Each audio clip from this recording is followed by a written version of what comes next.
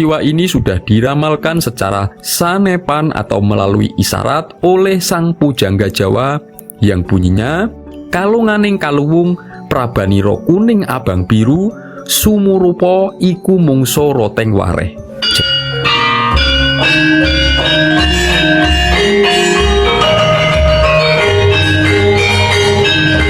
Assalamualaikum warahmatullahi wabarakatuh. Salam sejahtera, salam rahayu untuk panjenengan semua. Sedulur, simbol kemenangan perang politik antara Pak Jokowi dengan Ibu Megawati itu sudah jelas sekali tergambarkan dengan kemenangan Pak Prabowo dan Gibran mengalahkan Pak Ganjar Pranowo dan Pak Mahfud MD pada kontestasi Pilpres 2024 kemarin. Dan peperangan antara Pak Jokowi dengan Ibu Megawati sebenarnya adalah peperangan politik yang biasa terjadi di negara-negara manapun yang menganut sistem demokrasi seperti di Indonesia. Bahkan sejak bangsa Indonesia ini berdiri pun, konflik para elit politik itu juga sudah berulang kali terjadi. Tetapi yang paling sering sekali tidak disadari oleh masyarakat adalah imbas dari setelah terjadi adanya peperangan politik antara kedua tokoh besar tersebut, yang kalau di dalam cerita pewayangan itu digambarkan dengan adanya perang Baratayuda antara kubu Pandawa melawan kelompok kubu Kurawa. Tetapi yang terpenting adalah kita semua harus waspada karena dalam sudut pandang spiritual, setiap setelah terjadinya peperangan politik seperti yang terjadi antara Pak Jokowi dengan Ibu Megawati saat ini, itu dibaliknya ada kode alam tentang terjadinya 6 peristiwa besar yang sangat berpotensi terjadi setelahnya. Sebelum membahas satu persatu, monggo silahkan tulis komen apapun hajat dan doa panjenengan semua untuk Indonesia. Bagi sedulur yang muslim, marilah sempatkan tulis komen sholawat agar hajat dan doa kita semua terkabul. Peristiwa yang pertama, yaitu terjadinya perpecahan nyata pada kubu yang mengalami kekalahan.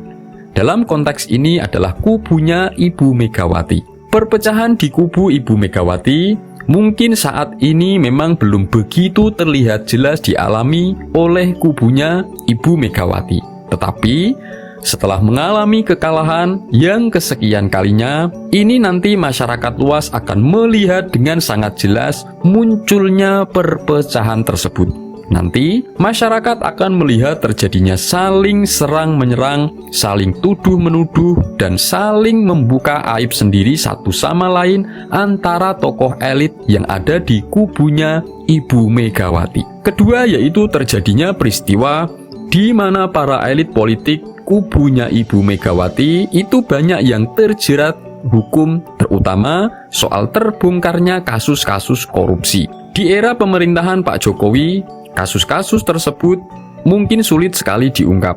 Tetapi setelah sekarang Pak Jokowi sudah tidak lagi berada di kubu Ibu Megawati, tetapi berada di kubunya pemerintahan Pak Prabowo, kasus-kasus tersebut perlahan akan terungkap satu persatu. Dan itu akan berimbas pada semakin hilangnya rasa simpati masyarakat luas terhadap partai-partai, terutama partai yang mewakili kubu Ibu Megawati. Dan itu akan berimbas semakin hilangnya kepercayaan masyarakat terhadap para wakil-wakil rakyat, apalagi ditambah adanya tidak segera disahkannya undang-undang perampasan aset korupsi oleh DPR.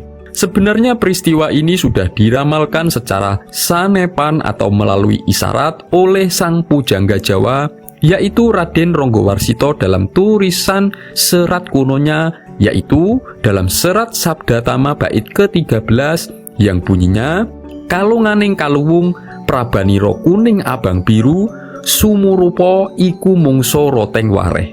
Jadi eksistensi partai-partai yang berwarna-warni simbolnya itu diibaratkan seperti pancaran cahaya pelangi yang sebenarnya hanyalah cahaya pantulan air saja yang akan meredup dan menghilang setelah memasuki zaman Kalasuba, yaitu di tahun 2025. Ketiga, yaitu terjadinya peristiwa di mana kader-kader partai kubunya Ibu Megawati yang akan menyelamatkan diri dan bermigrasi atau pindah ke partai pemerintahan. Ini akan terjadi ketika nanti setelah banyak para elit di kubunya Ibu Megawati itu terjerat kasus-kasus korupsi. Dan inilah yang nanti akan membuat partainya Ibu Megawati itu akan semakin melemah seperti yang pernah dialami oleh partai yang dipimpin oleh Pak SBY. Lalu yang keempat yaitu akan terjadi peristiwa di mana Ibu Megawati turun dari jabatannya dan digantikan oleh putrinya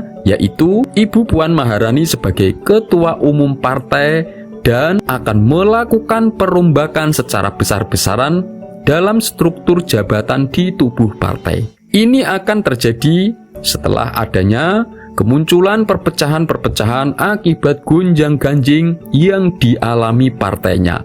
Setelah para elitnya itu banyak yang terjerat kasus hukum, terutama akibat jeratan kasus-kasus korupsi. Peristiwa yang kelima yaitu di 2025 akan banyak kepala-kepala daerah dari kader partainya Ibu Megawati yang akan menjabat hanya seumur jagung atau tidak lama. Hal itu disebabkan karena mereka itu banyak yang tersandung kasus-kasus hukum dan rata-ratanya kebanyakan adalah tersandung akibat kasus korupsi. Bukan hanya para kepala-kepala daerah saja, tetapi bahkan mereka yang duduk di kursi parlemen dari partainya Ibu Megawati pun juga akan banyak yang mengalami hal serupa. Yang keenam, yaitu ini adalah yang ditunggu-tunggu oleh masyarakat di Indonesia, yaitu terjadinya peristiwa bersejarah di mana undang-undang perampasan aset korupsi yang selama ini diperjuangkan oleh pemerintah dari pemerintahan Pak Jokowi